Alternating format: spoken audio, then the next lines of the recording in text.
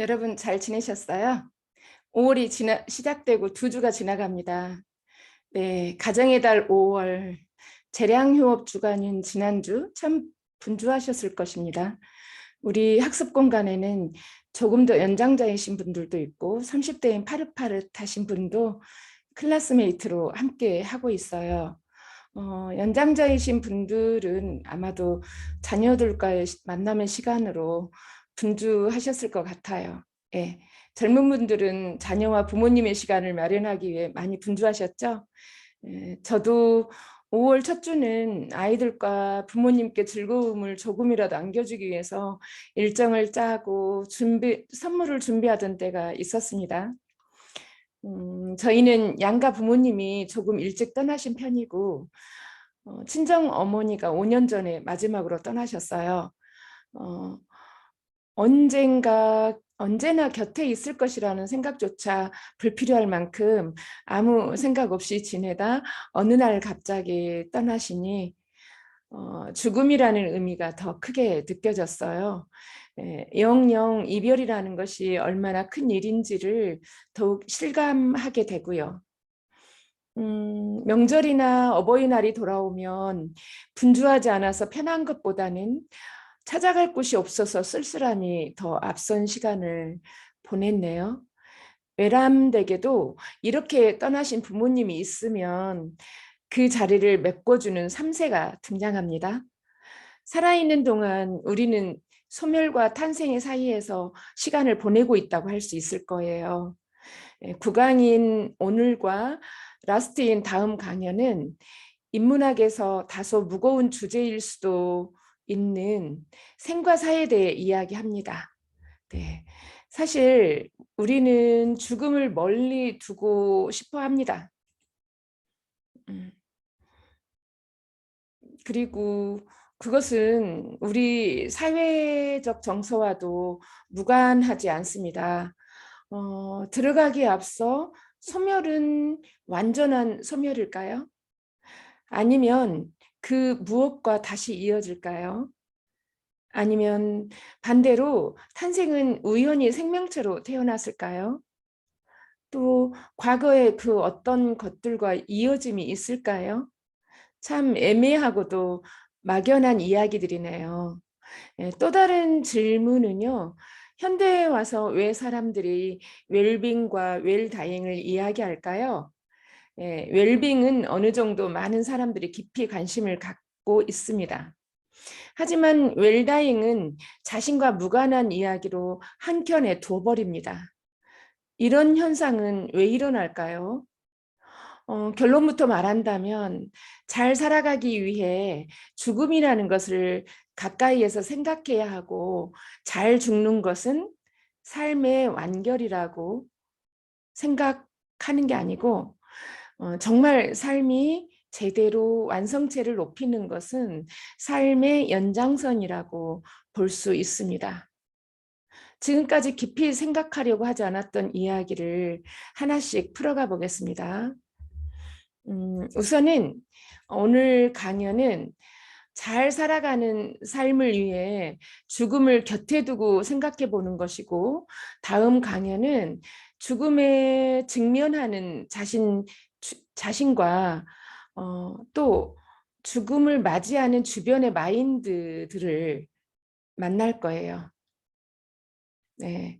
그래서 아름다운 삶, 영원한 삶이란 삶의 여정, 영원한 이별, 죽음의 뒤안길 이렇게 2주 연속으로 강연을 하고요. 오늘 앞에서의 강의와는 좀 다르게 접근합니다. 우선은 소설로 아름다운 삶이 어떤 것인지 생각해 볼게요. 여러분 소설 마지막 잎새 잘 아시죠? 초등 권장도서 목록에 들어있는 작품인데요. 어른들이 읽어도 공감이 큰 작품입니다. 이 글을 쓴 오엘리는 어떤 인물일까요? 그것 먼저 볼게요. 그는 미국 단편 소설 작가로서 명성을 남겼어요. 당시 장편 소설이 주류를 이루던 시절에 단편으로 독자를 사로잡았고 풍자와 유머 그리고 낭만적인 그 문체 속에 현실을 비수처럼 냉엄하게 보여주는 필체를 구사했어요. 특히 보통 사람들, 그러니까 뉴욕 시민들의 생활을 주로 그렸는데요. 글의 빠른 전개와 우연적이고 극적인 결말로 독자들을 완전 사로잡았었죠. 그지만 그로 인해 작품성을 높이 평가받지는 못하기도 했어요. 그는 숙모학교에서 공부도 하고 점원으로 일하다가 1882년, 꽤 오래됐죠? 한 지금부터 140년 전에 텍사스 대농장을 거쳐서 오스틴에 있는 제1국립은행의 은행원으로 일하게 됐어요. 이러한 경험은 후에 그의 작품 20년 뒤나 경찰관과 찬송가 등에서 고스란히 나타납니다. 12년 후에 주간지를 창간했으나 사업은 실패로 끝났고요. 기자나 칼럼니스트로 활동하거나 가끔 만화도 기고했답니다. 몇 년 후 결혼도 하고 습작도 제법 했는데요. 결혼 생활 10년쯤에 은행 공금 횡령 혐의로 기소되었다가 친구들의 도움으로 온두라스로 도망을 갈 수 있었어요. 하지만 아내가 유력하다는 소식을 듣고 오스틴으로 돌아왔고 아내의 장례 후에 3년 넘게 수감 생활을 해야 했죠. 물론 모범수로 형이 줄어들었고요. 그는 교도소의 병원에서 야간에 약제사로 일하면서 딸의 양육비를 위해 글을 썼어요. 그의 모험 소설은 잡지 독자들로부터 인기를 얻었고요. 출간에서는 필명 오 헨리를 쓰기 시작했어요. 그는 차츰 뉴욕 시민들의 일상생활과 낭만과 모험에 대한 추구를 묘사했고요. 텍사스 산맥에서 벌어지는 사건을 다룬 환상적인 내용의 소설이 인기를 끌었어요. 소설의 인기에도 불구하고 건강이 약화되고 금전적 압박이나 싸움 그리고 알코올 중독 등으로 말년이 얼룩졌네요. 설상가상으로 재혼한 것은 아주 비극이었고요. 그의 소설 경찰관과 찬송가라든지 마지막 ipse, 20년 후 등 단편에서 보이는 따뜻한 휴머니즘이나 극단적 결말은 독자에게 깊은 영상을 남겨요. 그리고 그의 아이러니적 기법은 우리나라 소설에도 많은 영향을 주었고요. 그의 작품의 인물들은 주로요 거지나 불황아 도둑들이에요. 어서 많이 들었네요. 네, 토미 웅거러 작품들도 이런 인물들이 많이 등장하죠. 대부분 가난하고 사람들에게 업신여김을 당하는 그런 사람들이요. 그러나 그들은 기꺼이 자기보다 어려운 사람을 도와주어요. 오일리의 파란만장한 삶을 작품에 투영했다고 볼 수 있겠죠. 어느 작가도 교도소 생활을 한다거나 뭐 도망자 신세가 된다거나 또 아내가 아내를 위해서 도망자에서 돌아온다거나 이런 파란의 세월을 산 사람은 드물 거예요. 이제 오일리의 대표작이라고 할 수 있는 마지막 ipse 작품으로 삶과 죽음을 한번 만나볼까요? 마지막 ipse에는 존 씨 수가 나옵니다. 가난한 존 씨와 수는 워싱턴 스퀘어 서쪽에 있는 가난한 예술가들의 구역에 살고 있었는데요. 특히나 수와 존 씨가 살고 있는 그리니치 빌리지는 가난하고 실험적인 지식인 학생, 예술가 이런 사람들이 많이 사는 곳이었고요. 존 씨와 수는 한 식당에서 서로 만나 서로 함께 살기로 해요. 왜냐하면 비슷한 취향을 발견했고요. 또 가난한 예술가이기 때문에 공동 작업실을 분담하기로 하죠. 그것은 그 동네의 아주 납작한 벽돌집 꼭대기 방이었어요. 그렇게 6월 달에 입실해서 한 11월쯤 찬바람이 부는 어느 날 폐렴이라는 바이러스가 그 지역을 휩쓸고 지나갔어요. 우리 코로나로 얼마나 공포의 분위기를 느꼈나요? 그런데 그때는 폐렴이 거의 생존율이 아주 낮았죠. 가난한 화가 존 씨는 폐렴에 걸리고 병에 눕고 맙니다. 거의 공포 수준인 전염병을 걸렸다고 거의 낙담하고 있을 때 의사는 존 씨가 살아날 가능성은 10%도 안 된다고 했어요. 그것은 그나마 그녀가 살아가고 싶은 의욕이 있을 때나 가능한 수치라고 할 수 있어요. 네, 살아가고 싶은 의욕이 있을 때 굉장히 중요한 문구죠. 우리가 살면서 자기 의지가 얼마나 있느냐에 따라서 삶의 색채가 달라지거든요. 존 씨는 유리창 건너편 벽에 붙어 있는 앙상하게 매달려 있는 담쟁이 잎을 세면서 잎사귀가 마지막으로 떨어지면 자신도 죽을 것이라고 수에게 말합니다. 룸메이트인 수가 쓸데없는 생각이라고 꾸짖어도 존 씨는 삶의 희망을 가질 생각을 전혀 하지 않아요. 그러다가 수는 그 건물 아래에 사는 실패한 늙은 예술가인 배어먼을 만나게 되죠. 네, 그 노인은 항상 걸작을 그리겠다고 큰 소리를 치지만 결코 근처에도 가지 못하는 사람이었어요. 하지만 여전히 그림을 그리고 있었던 사람이고요. 존 씨의 이야기를 전해 들은 배어먼은 존 씨가 어리석다고 말합니다. 다음 날 아침에 존 씨의 부탁으로 수가 커튼을 열었는데요. 잎새는 붙어 있었고 다음 날도 그 다음 날도 계속 붙어 있고요. 심지어 거센 비바람이 불었음에도 불구하고 붙어 있는 것을 보고 존 씨가 이제 비로소 깨닫게 됩니다. 그 잎새가 안 떨어지는 것을 보고 죽기를 원하는 것은 최악이라는 것을 깨달은 것이죠. 비로소 삶의 의욕을 되찾게 되면서 존 씨는 점점 회복되어 나가고 나중에는 완전히 회복됐습니다. 수는 의사가 전하는 말을 듣게 됩니다.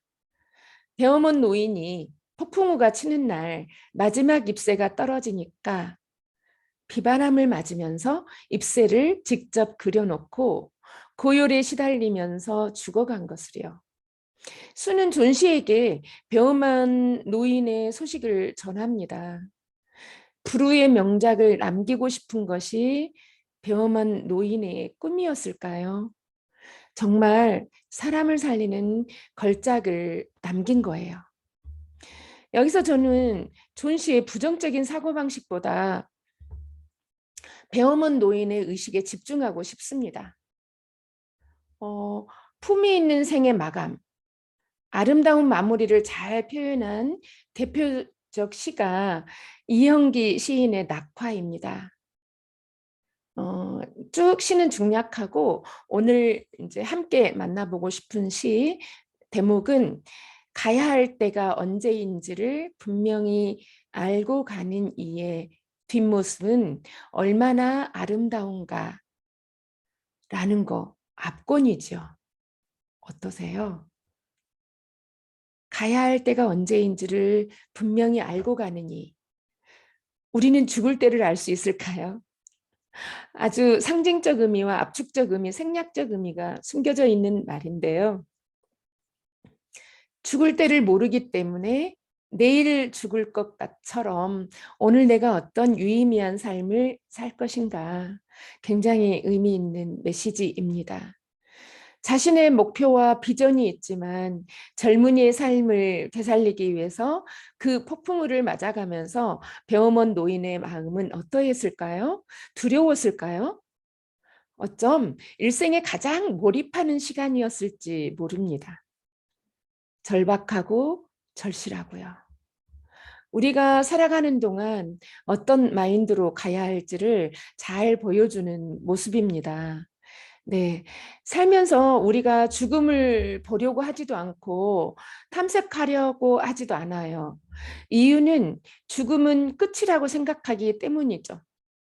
끝과 반대되는 개념은 영원함입니다. 그렇다면 우리가 영원히 살 수 있을까요? 라는 질문을 할 수 있어요. 그래서 그런 질문과 사유를 깊이 이끄는 책이 있는데요. 물론 종말론적 신앙서 죽음 넘어 영원한 삶 같은 책은 내세에 대한 강조가 크죠. 현세에서의 삶에서 절대자를 영접하면 내세에서는 영원한 삶을 얻는다는 차원인데요. 우선은 삶과 죽음은 종교와 뗄 수 없을 만큼 인류는 늘 종교와 함께 해왔어요. 우리가 생과 사를 이야기하려면 유교, 불교, 기독교의 관점에서 이런 부분을 어떻게 정의내리는가를 알아보는 것은 기본입니다. 말 그대로 과학적으로 해명할 수 없는 인간의 정신은 결국 절대자와의 연결로 더 나은 정신적 안정을 찾는 불완전한 존재이니까요. 이런 접근은 다음 강연에서 만나기로 해요. 종교와 죽음과 삶. 오늘은 그냥 생과 사를 느껴보는 시간으로 갈 거예요. 그래서 종교는 일단 생략하고 사는 것을 바라보는 시각을 다루는 책 트리게베 샘물을 만나기로 할까요? 네, 이 작품은 터크 에버레스팅이라는 영화도 나왔는데 책을 먼저 2번이나 읽은 저는 각색된 영화에 흥미를 못 느꼈어요. 하지만 평점은 9가 넘으니까요. 영화로 보는 것도 굉장히 좋을 것 같아요. 수많은 독자와 비평가의 사랑을 받은 미국의 저명한 아동문학가이자 일러스트레이터 나탈리 베비트의 대표작 트리게의 샘물은 한스 크리스찬 안데르센 상을 받았어요. 올해 이수지 작가가 이 상을 받고 완전히 정말 대한민국의 아동문학계에 큰 잔치를 했죠. 지금도 여전히 자부심을 느끼고 있고요. 그 안데르센 상을 받은 작품입니다. 미국 도서관협회의 도서상을 비롯해서 여러 문학상을 받았고 현대 고전으로 널리 읽히고 있어요. 현대 고전이라는 것은 고전의 양식을 띤 현대 문학을 말하거든요. 이 책에는 전승 판타지가 있어요. 그래서 이제 현대 고전이라고도 읽고요. 그런데 명작이죠. 명서예요. 1992년에 처음 우리나라에 소개된 후 여러 필독서와 권장도서 목록에 한 해도 빠지지 않고 들어가거든요. 오랜 시간 많은 독자들의 사랑을 받고 스테디셀러로 굳건하게 자리매김한 것이죠. 이 소설은 안정적인 집안에서 잘 지내다가 무료해진 위니 포스터가 자기 집안 소유의 숲으로 들어가면서 이야기가 시작돼요. 그 숲에 영원히 죽지 않는 샘물이 있는 거고요. 그곳에서 우연히 87년 전에 이 물을 마신 가족들을 만나요. 바로 제신의 가족이죠. 제시의 형인 마일드와 그의 어머니인 매에게 이끌려 그들이 살고 있는 집으로 가게 됩니다. 오두막집이요. 사람들이 찾기 어려운 곳이에요. 왜 숨어서 살까요? 어, 아버지 터크는 이들을 맞이하고 위니에게 자신들의 비밀을 이야기합니다. 자신들은 우연히 숲에 있는 샘물을 마셨다가 영원한 생명을 얻었다는 것입니다. 우리가 진시 황제가 영원히 죽지 않으려고 불로초를 먹었다거나 4, 5세기가 있는 이집트의 파라오들 다 떠오르는 대목입니다. 어쩜 인간이 죽고 싶지 않으니 죽지 않을 수 있는 온갖 방법을 고안해내는 것처럼 그것을 착안해서 이 책도 그런 점이 연결됐을 거라는 생각이 들어요. 한편 위니가 터크시 가족과 같이 간 것을 본 사람이 있어요. 그는 바로 노랑 옷을 입은 사나이인데요. 이 사람은 어렸을 때 할머니가 들려준 이야기를 영원히 죽지 않는 샘물 이야기를 기억하고 평생 찾아다니는 사람입니다. 그것만 찾는다면 본인은 돈방석에 이제 올라앉을 거라는 탐욕의 극치인 사람이죠. 그 남자는 다시 마을로 내려가서 위니의 부모들에게 위니를 구하는 대신 영원의 샘물이 있는 숲의 소유권을 받고 위니를 구해줄 것을 약속합니다. 치안관과 함께 터크 씨의 집을 찾아간 노랑옷 사나이가 터크 씨에게 자신의 목적을 밝히니까 위니와 터크 씨 가족들 모두는 뭔가 행동하기 시작하죠. 그리고 제시의 어머니인 메가 총으로 사람을 쏴서 죽이게 됩니다. 그들은 감옥에 갇히고 말아요. 천둥번개가 치는 날 기지를 발휘해서 탈옥하는 제시 가족들, 그리고 미성년자인 윈니는 풀려나요. 이런 과정 중에 제시가 윈니에게 병에 트리겔의 샘물을 담아줍니다. 자기 나이가 될 때, 제시는 더 어렸거든요. 제시 나이보다. 자기 나이가 될 때 이 물을 마시면 나중에 꼭 다시 만나자 약속을 하는 거죠. 몇십 년이 지나서 이곳에 다시 찾은 제시 가족들은 도로가 생기고 주변 환경도 생기고 주유소도 생기고 바뀌고 했고 숲도 바뀌고요. 물론 샘물도 사라졌죠. 그런데 위니가 잠들었다는 문구가 써진 묘비를 발견합니다. 위니는 샘물을 마시지 않은 것이죠. 주목할 것은 제시 가족들의 대화입니다. 아까 제가 질문했죠. 왜 터큰의 제시네 집은 사람들이 찾지 못하는 깊은 곳에 오두막을 짓고 살아야만 했고 왜 떠돌이 생활을 했을까요? 생각해봐요. 주변 사람들은 시간을 살아가면서 늙고 나이 들고 늙고 병들고 죽는데 제시 가족은 그대로인 거예요. 11사람이 11살, 15살이면 15살, 20살이면 20살 그대로 있는 거예요. 마일드가 가장 대표적인 예죠. 제시는 어린 청소년기고 마일드는 결혼할 나이가 되어서 어느 여자랑 결혼도 합니다. 그런데 자기 부인은 늙어가는데 남편이 처음 결혼했을 때의 나이에 머물러 있는 거예요. 어디 마일드만 그러겠어요. 결국은 마일드는 이혼을 하게 되고 실패하죠. 마일드의 상처가 어떠했을까요? 터키도 마찬가지입니다. 터키도 굉장히 슬퍼해요. 주변 사람들은 다 죽어가고 소중한 사람들을 다 잃는데 터키만은 아무렇지도 않게 살아가는 이 자체.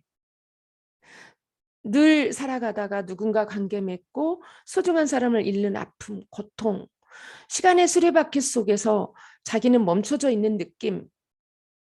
그래서 제시 가족들이 이 책이 진행되는 중에 이야기를 합니다. 죽지 않는다는 것에 대한 관점에 대해서요. 터키 씨는 터크인데 자꾸 터키래. 터크 씨는 모든 것은 변한다. 하지만 변화하는 자연의 수레바퀴에서 자신들만이 빠져 있다. 나를 감싸고 있는 주위의 모든 사물들, 인간은 물론 동물, 하늘, 호수, 대기, 숲까지도 변화하는 삶을 살지만 그들은 변화의 영역에서 제외되었다는 생각 때문에 목숨을 걸고서라도 변화의 영역으로 돌아와야 된다고 생각한다고 주장합니다. 어머니 매는 영원한 생명이나 영원치 않은 생명이나 삶의 방식에는 별 변화가 없으니 주어지는 대로 받아들이면서 살자고 해요. 현재 이 순간에 해야 할 일들만 열심히 한다면 된다는 생각이죠. 그래서 닥치는 대로 살아 이런 문구도 있어요. 네. 내일에 할 일을 내일로 맡겨두고 현재에 처리해야 할 일들만 열심히 하면 그것이 가장 소중하고 축복된 삶이라 여긴다는 거죠. 그러니까 굳이 다가오지 않은 내일 때문에 오늘을 고통스럽게 하지 말자라는 거예요. 첫째 아들 마일드는 신중하고 생각이 많은 편이고 영원한 생명을 진지하게 받아들이고 뭔가 의미 있는 일을 해야 된다고 생각합니다. 하지만 한 번의 결혼 실패로 상심하고 있는 상태고요. 뭔가 새로이 해야 된다는 당위성과 실패에 대한 두려움으로 인해서 쉽사리 행동을 잘 하지도 않고 결정도 잘 내리지 않습니다. 마지막으로 막내 제시는 영원한 생명을 되돌릴 수 없다면 이왕 이렇게 된 거 즐기며 살아야 한다고 생각합니다. 세상이 빠른 속도로 변해가고 있는데 그러한 변화에 대한 호기심과 경험을 충분히 누려야 한다는 주의이죠. 그래서 위니에게도 이 다음에 자신과 같은 나이가 되면 샘물을 마시라고 건네준 것이고요. 이런 터크 가족들과의 만남을 통해서 윈니는 결국 제시가 건네준 샘물을 두꺼비에게 뿌린 것이고요.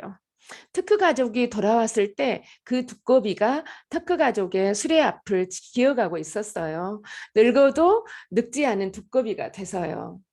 어떻습니까? 이 책의 주요 관점은 죽지 않는 것이 아니고 영원히 사는 것이 아니고 어떻게 살 것인가를 말하고 있다는 것을 눈치채셨을 거예요. 4명의 가족이 하는 말은 모두 다 의미가 있어요. 아버지도, 엄마도, 형도, 제시도. 특히 저는 이제 어머니의 말에 가장 깊이 관심이 갑니다. 그렇다고 아버지인 터크나 마일드나 제시의 말이 틀렸다는 게 아니고요. 가장 많이 공감이 가는 건 다가오지 않은 내일을 걱정하면서 오늘을 살 때 왜 자신을 괴롭히는가 이거죠. 걱정을 사서 하지 말다. 그래서 그 말은 마일드의 말과도 연관이 되죠. 어떻게요? 마일드는 우리가 주어지는 삶이니 그 삶에 대해서 너무 고민하지 말고 성실히 묵묵히 그날그날을 열심히 살아가자라는 거잖아요. 지금. 유한한 삶을 살아가는 우리가 어떤 모습으로 살 것인가 깊이 숙고하게 합니다. 지금 정치계나 전쟁을 일으킨 나라나 자신들이 마치 영원히 살 것처럼 약자를 괴롭히고 눈 가리고 아웅하고 살고 있죠. 그 사람이 죽었을 때 어떤 모습일까요? 작년에 전두환이 죽었을 때 한 나라의 대통령을 지낸 사람이지만 얼마나 슬퍼했을까요? 단지 진실을 밝히지 않는 그 인간 하고 화가 났었죠. 어떻게 살까요? 살아있는 동안에 우리가 살아가는 시간을 어떻게 쓸 것인지, 어떤 모습으로 살아갈 것인지, 그래서 내일 죽을 것이라고 생각하고 오늘을 산다면 오늘의 시간이 얼마나 귀한 줄 알 것이라고 하죠. 네. 이런 점에서 중요한 책을 소개해 드렸고요. 이제 오늘의 메인 도서 오늘 상해를 만나볼까요? 앞서서 삶과 죽음의 연관성을 언급했으니 이제 지금의 시간을 살아가고 있는 우리의 여정은 어떤 것인지 볼까요? 5초만 지나면 이미 과거가 된다는 말 들어보셨나요? 네, 우리는 늘 지금을 만납니다. 하지만 버릇처럼 과거를 그리워해요. 예전에가 더 좋았다고 합니다. 지금 어이없는 시간이지만 5년 후에는 아마 오늘을 그리워하면서 이 시간을 그리워하면서 이 시간이 좋았다고 말할 것이죠. 그래서 우리는 항상 뒤늦게 깨달아요. 이 시간이 좋다는 걸. 지금은 좋다는 걸 모르고요. 이미 흘러간 뒤에서야 이 시간이 얼마나 좋았다는 걸, 멋지다는 걸 나중에 깨닫는 거죠. 네. 이런 시간의 흐름과 오늘, 지금, 늘 지금을 살아가는 우리에 대해 이 작품만큼 은유와 상징을 써서 전하는 것은 드물 것 같아요. 제가 볼 때는요. 이 작품의 오늘 상회, 저는 이 상회는 이 세상의 모든 것을 관장하고 인간을 관장하는 절대자인 신이라고 말하고 싶어요. 신은 존재하냐 안 하냐 이 차원을 논하는 것은 아닙니다. 우리가 살고 있는 그 이 구조, 조금만 들여다보면 미스테리가 한두 가지가 아니에요. 어떻게 나는 우리 부모에게서 태어났을까? 내 자식은 왜 나한테 태어났지? 부터 시작해서 어떻게 이러한 공동체를 이루고 살아가는지, 이 새털같이 많은 사람들 속에서 너와 나는 왜 이 시간에 함께 있고 한 곳을 바라보고 또 같은 고민을 할까? 누구는 서울이라는 곳에서 살고 누구는 이 광주에서 살고 시공간이 동시성을 띠면서 또 교차되지 않는 공간 뭐 이런 그러다 보니 이러한 세상을 설계한 보이지 않는 존재 그것을 보편적으로 조물주라고 하죠. 창조주라고도 하고요. 신이라고도 합니다. 그 존재는 늘 우리에게 시간이라는 것을 줍니다. 그 시간을 담은 병, 바로 오늘이라는 것이죠. 여기서 제가 무형을 유형으로 말한 부분이 바로 그겁니다. 생각해봐요.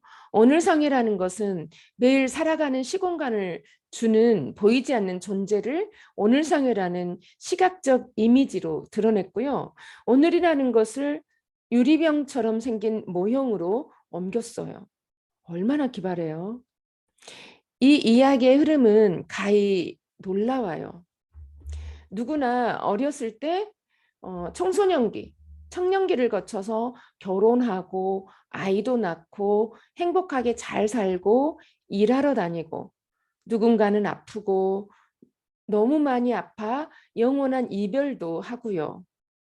우리가 죽음이라는 개념에는 자신이 세계에서 사라지는 또 하나의 사라지는 것이 있고요.